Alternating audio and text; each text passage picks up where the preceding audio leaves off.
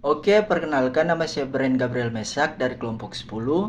Jadi di sini kami akan kembali membahas artificial intelligence pada bagian yang ke-10 mengenai algoritma C4.5 dan data mining. Oke, kita langsung saja masuk kepada slide yang berikutnya. Oke, jadi di sini pertama-tama kita akan mengenali algoritma C45. Jadi algoritma C4.5 adalah algoritma berbasis pohon keputusan yang dikembangkan oleh Ross Quinlan dan sering digunakan dalam data mining untuk melakukan klasifikasi data. Algoritma ini merupakan pengembangan dari ID3 dengan peningkatan kemampuan, seperti mengenai atribut continue, data yang memiliki nilai kosong dan menghasilkan pohon keputusan yang optimal. Algoritma C4.5 bekerja dengan membagi data pada setiap cabang berdasarkan atribut yang memberikan information gain tertinggi yang pada akhirnya menghasilkan pohon keputusan yang mudah untuk dipahami. Kita lanjut. Oke, jadi di sini ada karakteristik algoritma C4.5. Jadi di sini berbasis pohon keputusan membangun struktur pohon dengan cabang-cabang berdasarkan atribut yang membagi data ke dalam kelas target. Kemudian menggunakan entropi dan information gain. Entropi mengukur ketidakpastian data, sedangkan information gain memilih atribut terbaik untuk memisahkan data pada setiap node pohon. Kemudian menghasilkan pohon optimal. Jadi algoritma memilih atribut dengan gain tertinggi untuk setiap level pohon sehingga hasilnya lebih akurat dan efisien. Kita lanjut. Oke, di sini ada proses kerja algoritma C4.5. Jadi di sini ada 4 poin. Poin yang pertama menghitung entropi dan information gain. Jadi entropi mengukur seberapa acak atau bervariasinya dalam satu atribut. Atribut dengan entropi lebih stabil dengan cenderung lebih baik untuk pemisahan. Dan poin yang kedua di sini memilih atribut dengan information gain tertinggi. Jadi information gain menunjukkan atribut mana yang terbaik untuk memisahkan data dalam kelompok yang jelas. Kemudian membagi dataset. Poin yang ketiga berdasarkan atribut tersebut.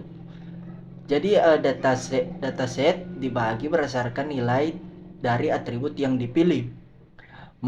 Membentuk cabang-cabang pohon keputusan. Dan poin yang terakhir di sini menghentikan proses ketika kondisi tercapai. Dan di sini dia proses ini berulang hingga mencapai kondisi ideal. Misalnya semua data dalam satu cabang memiliki kelas yang sama.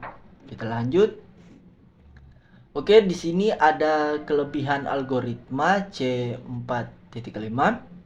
Jadi di sini dia mengatasi atribut continue. C4.5 bisa membagi atribut numerik menjadi rentang, memungkinkan algoritma ini bekerja pada data continue. Kemudian penanganan data tidak lengkap, algoritma ini tetap dapat bekerja meskipun data yang hilang dan menggunakan estimasi. Kemudian hasil mudah dipahami, pohon keputusan yang dihasilkan bersifat visual, mudah dimengerti, dan dapat membantu pengguna memahami dasar setiap keputusan klasifikasi. Kita lanjut. Oke, pada bagian kekurangan algoritma C4.5 di sini akan dijelaskan oleh teman saya. Nah, baik, selanjutnya saya akan melanjutkan penjelasan dari teman saya. Nah, di sini kekurangan algoritma C4.5. Nah, di sini terbagi menjadi 3 bagian.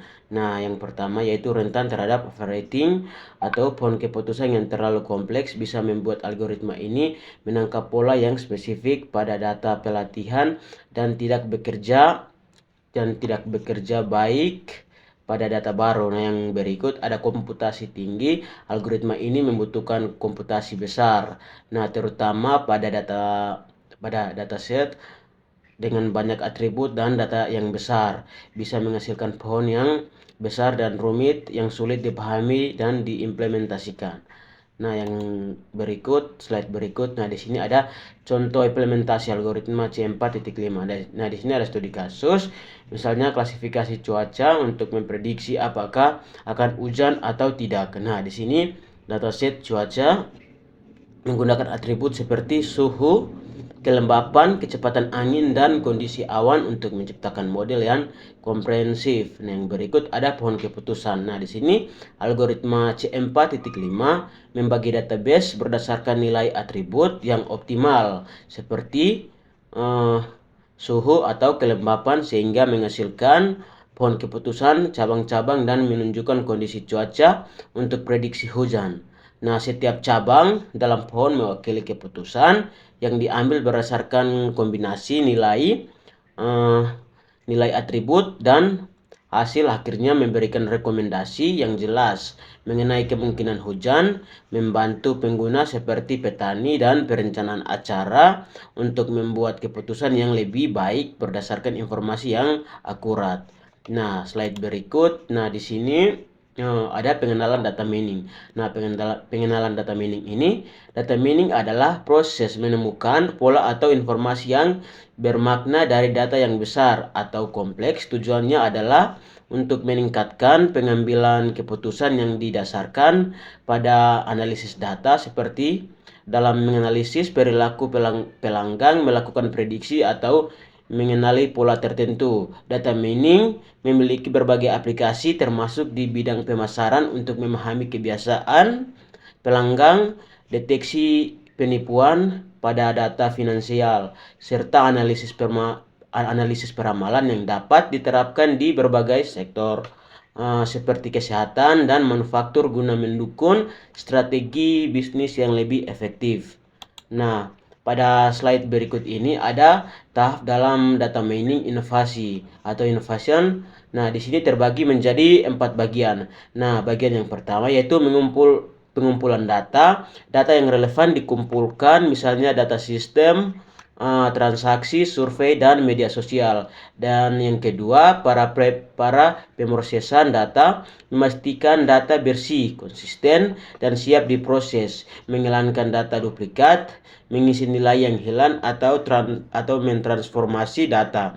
Nah, yang ketiga, pembentukan model algoritma seperti C4.5 digunakan untuk membangun model yang bisa mengenali pola dalam data. Nah, yang keempat atau terakhir ini evaluasi model sendiri. Model yang terbentuk diuji untuk melihat seberapa akurat prediksinya.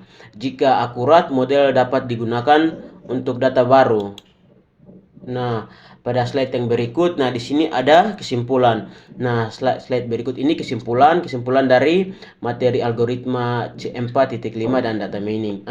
Data mining merupakan proses penting yang mengubah data besar menjadi informasi bermakna, memungkinkan pengambilan keputusan yang lebih tepat dan berbasis data. Dalam hal ini, algoritma C4.5 berperan sebagai algoritma pohon keputusan yang efektif untuk mengaplikasikan data dengan hasil mudah dipahami dan diterapkan algoritma. Nah, ini sangat berguna dalam menangani kasus klasifikasi yang kompleks, terutama saat berhadapan dengan data yang memiliki atribut kontinu atau nilai yang hilang, sehingga memberikan model yang akurat dan andal untuk tidak lengkap dan menghasilkan pohon keputusan yang visual, menjadikan alat yang berharga dalam eksplorasi data yang mengembangkan model prediktif. Di berbagai industri, penggunaan yang tepat dari algoritma ini dapat membantu organisasi untuk mendapatkan wawasan yang lebih dalam, mengoptimalkan strategi, dan meningkatkan efisiensi operasional. Nah, itulah dia. Sekian presentasi dari kelompok kami. Terima kasih.